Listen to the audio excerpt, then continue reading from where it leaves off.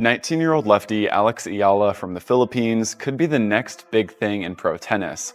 This is the goal. My goal is to be able to integrate myself into the WTA circuit more and to be able to handle myself better on court.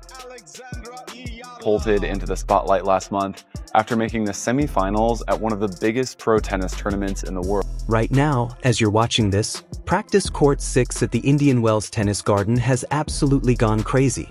Christopher Eubanks, a former ATP pro who has experienced nearly everything this sport can throw at a crowd, said on a broadcast just yesterday that tournament organizers seriously need to move Alexa to a bigger court because the number of fans flooding the grounds has become such a huge wave that it's turning into a real safety concern. That's the kind of Indian Wells 2026 madness we're talking about. And here's the thing, this didn't just start here. In Dubai only 2 weeks, music ago, tournament director Salah Talik went on record saying every single match featuring Eala was completely sold out. That ticket frenzy didn't stay in the U either, it followed her all the way to California. The Indian Wells Tennis Garden has hosted some of the greatest legends the sport has ever seen. Steffi Graf completed the Sunshine Double here. Serena Williams turned this music desert into her personal playground.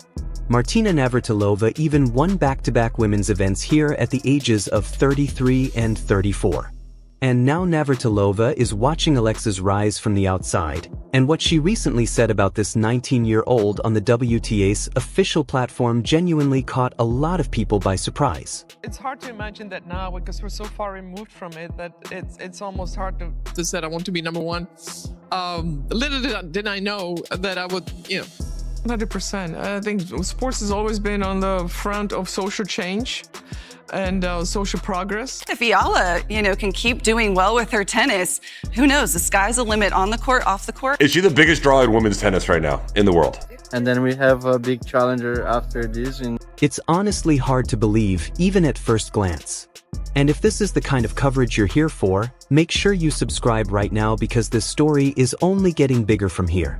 So how exactly did a world number 32 debut ignite a phenomenon that suddenly has the entire tennis world paying attention? Just last year, Indian Wells set a brand new all-time attendance record. A massive 504,268 fans walked through the gates over the course of the 15-day event, and that happened without Eala even being part of the draw. She wasn't even part of the discussion back then. Now everything has changed. She's arrived as a seeded player for the very first time at a WTA 1000 tournament, ranked number 32 in the world, and the tournament's own website is already describing her as one of tennis's most delightfully undiscovered secrets. Of course, the atmosphere in each tournament has been amazing, and it's been a different start this year than any other year I've ever had. So, sports, Alex Eala makes history in the US as the first Filipino tennis player to compete at the Indian Wells Open. Is she the biggest draw in women's tennis right now? Yes. Is she bigger than Sabalenka? Is she bigger than Coco? Dude, it's crazy. She's having the same effect that Fonseca was having on the men's side last year in Miami.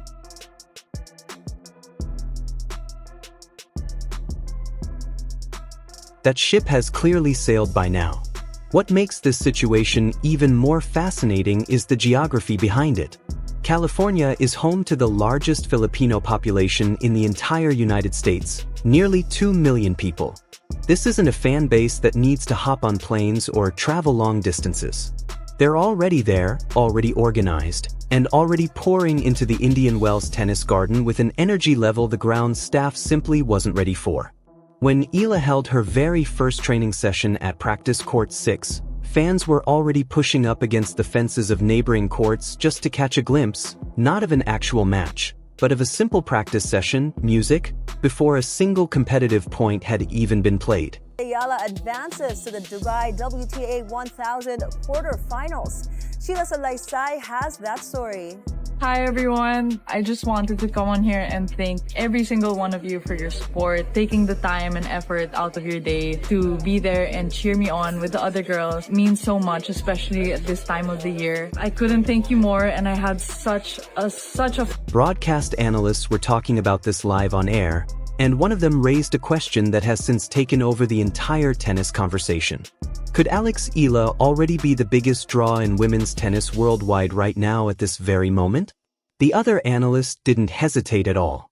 He pointed to venues in Australia and Dubai being packed to standing room only and described the atmosphere around her matches as insane and massive. With every tournament she enters, the buzz just keeps growing louder. If that trajectory keeps moving in the same direction, it's heading somewhere nobody expected a 19-year-old Filipino player ranked outside the top 30 to reach this quickly. To really understand what's unfolding right now in California, you have to rewind to Dubai just 2 weeks ago, because that's where the blueprint for this ticket frenzy was first written. The Dubai Tennis Championships tournament director, Salah Talik, gave an interview after the event that genuinely stopped people in their tracks. He confirmed that every single match involving Eala was completely sold out, not just well attended, but entirely gone. His wording was very specific. People were desperately searching for tickets and there simply weren't any left. He also added, and this is the part that truly stands out, that throughout his entire tenure running the tournament since 2019, he had never seen anything even close to it. Tournaments are such great experiences for me, especially playing in front of the best crowd ever, and I do my best. I do what I can, and just if I see an opening. So young and she's just coming through, so and obviously the first couple rounds the schedule is so packed. She has more confidence and she goes for her shots without any doubt, I would say. This was definitely one of the bigger Filipino turnouts. Also New York was huge. It also depends what court you're on, that you feel the That's a tournament director with years of experience, someone who has hosted world number ones, defending champions, and some of the sport's biggest marquee names, now saying that a player ranked outside the world's top 30 created something completely unprecedented at his event. And while all of this chaos and excitement was unfolding off the court, what was Eala actually doing on it? She was busy dismantling world number 7, Jasmine Paolini of Italy, in the round of 32, securing her first top 10 victory of 2026. Another wonderful win for Alexandra Eala. Thank you, Jasmine, she says. Paolini gracious as ever in defeat. The former champion is out, Alexandra Eala. This is going to go down the wire, but because of the week off from Eala, I think that she might be able to cause the upset here, and Paolini is not playing that great, and unlike the Alexandrova match in Abu Dhabi where Eala got overpowered, that's not going to be the problem here, so I'm going to go with Eala. She then went on to make a deep run into the quarterfinals before eventually falling to world number 4 Coco Gauff in straight sets. On paper, the scoreline against Gauff looked one-sided, 6-0, 6-2, but the path that led her there told a very different story about where Eala's game currently stands. She arrived in California carrying a 10-6 record for the 2026 season, already having reached the semifinals in Auckland and the quarterfinals in Dubai. The ranking points she gathered from those runs pushed her to a career-high ranking of number 31, which was enough to place her among the top 32 seeds at Indian Wells and earn her a first-round bye for the first time in her career at a WTA 1000 event. That bye placed her straight into the round of 64, where she is set to face Ukraine's Diana Yastremska on March 6th. The two have crossed paths before at the 2025 Eastbourne Open, where Eala won convincingly 6-1, 6-2 before continuing her run all the way to the final, eventually losing to Australia's Maya Joint in a heartbreaking finish. Martina Navratilova has won 18 Grand Slam singles titles and even captured back-to-back women's titles at Indian Wells itself at the ages of 33 and 34. She has watched the sport evolve across 5 decades, from Chris Evert to Steffi Graf to Serena Williams. When she speaks about a rising player, the tennis world tends to listen because her eye for talent is about as sharp as it gets. Navratilova recently sat down with the WTA's official platform for a Sunshine Swing preview ahead of the 2026 BNP Paribas Open, and when Eala's name came up, she actually laughed before she began speaking. For those who follow Navratilova closely, that laugh wasn't dismissive. It was the laugh of someone who recognizes a player who is genuinely tricky to deal with. She described Eala as crafty, pointed out her left-handed game as a real tactical weapon, and said she uses her variety in a way that consistently creates problems for opponents. For a player who built her own legendary career on outsmarting bigger and stronger rivals, hearing that kind of description from Navratilova isn't something to take lightly. But she didn't stop with praise. Navratilova quickly moved into an honest evaluation of where Eala still has room to improve, and she was very direct about it. The serve. That's the area she identified as Eala's biggest current limitation. She explained that Eala needs a bigger serve with more kick, music, while also acknowledging that her lighter physical build makes it harder to generate the kind of pace that top 10 players often rely on to control matches. Not to this extent, and I think the ceiling that Alex Eala has is obviously that much higher. And I'm going to bring in a little boxing here because my dad wanted me to be a boxer, but I chose tennis. But Manny Pacquiao. Good call. Manny Pacquiao, we saw him when he was at the top of his game. It also depends what court you're on, you know, that you feel the noise and things. So the other day with Alex Eala, you know, Her exact wording was quite revealing. Music. She said Eala needs to add a bit more strength and really punch up that serve. Coming from Navratilova, that's not meant as criticism at all. It's more like a roadmap. What she's essentially saying is that the raw ingredients are already there. The tactical intelligence is operating at a very high level, and the final piece of the puzzle is simply physical development. What stands out just as much in that evaluation is what she didn't mention. She didn't question Eala's shot selection. She didn't express any doubts about her movement, her mentality, or her ability to compete with elite-level players. Instead, she highlighted one specific technical gap, which tells you that in Navratilova's view, everything else is already functioning at a level that demands respect. And this is where the story becomes especially interesting for anyone who closely follows the WTA. Navratilova's comments about Eala came during the same interview in which she warned Sabalenka, Swiatek, and Goff that the circuit around them is evolving. She was very clear about it.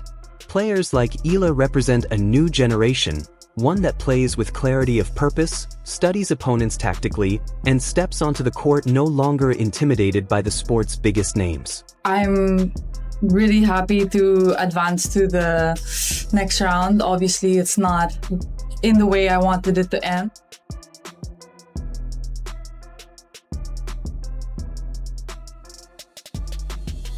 Eala is set to compete in the singles and doubles events. Now, with energy like that, you don't get tired, so it was good. And Alex, so good to have you out here for the first time. How special was that? Having too much crowd on this or any other tennis tournament is a very good problem. That represents a structural shift in women's tennis, not just a storyline tied to a single tournament. The timing of Eala's Indian Wells debut makes the situation even more significant. She isn't simply trying to win matches this week. She's stepping into a venue where, just last year, she wasn't even part of the draw, while also carrying ranking points she'll soon need to defend at the Miami Open immediately afterward. Those points came from a stunning semifinal run in 2025 where she defeated IGA Swiatek along with Grand Slam champions Madison Keys and Yelena Ostapenko. If her run at Indian Wells ends earlier than expected, the pressure heading into Miami only intensifies. But if she manages to go deep here, she could potentially break into the top 20 for the first time in her career. Christopher Eubanks also addressed the crowd situation with a very specific concern that cuts through all the hype surrounding her rise. He pointed back to Australia, where fan crowds around Eala's side courts became physically difficult to manage, mobs forming and lines stretching far beyond what the tournament infrastructure was ever designed to handle. Interview 9. His message to the organizers was clear and simple: move her to a bigger court to keep the situation safe. That's a former ATP professional making a logistical argument about a WTA player who hasn't yet captured a main tour title. The gap between her official ranking and her real-world impact has become one of the most unusual and talked-about storylines in recent tennis history. Eala's path through the Indian Wells draw is genuinely intriguing on paper. If she wins against Yastremska on March 6th, a potential third-round rematch with Coco Gauff could happen, the same Gauff who defeated her 6-0, 6-2 in Dubai. Beyond that, the draw sets up Jasmine Paolini, a player Eala has already beaten in Dubai, as a possible quarterfinal opponent. Interview 10. The bracket isn't exactly kind, but it's far from impossible. Eala has already shown this season that she can compete with top 10 players on the biggest stages, music. She's also competing in the doubles draw alongside world number 18, Eva Liss of the United States, the same partnership that reached the semifinals in Auckland back in January. Their first-round doubles opponents are Latvia's Jelena Ostapenko and American Hailey Baptiste. A deep doubles run combined with a singles campaign of this intensity would be a serious test of Eala's stamina over 2 grueling weeks in the California desert. The ticket frenzy surrounding her debut in California has already set a tone that the rest of the tournament will need to navigate. Whether the courts she's assigned can actually handle the sheer volume of fans showing up is a real operational challenge, one that Indian Wells, a venue that broke its own attendance record just last year, will be watching closely. The madness is real. The demand is verified. And the tennis on court is strong enough to justify all of it.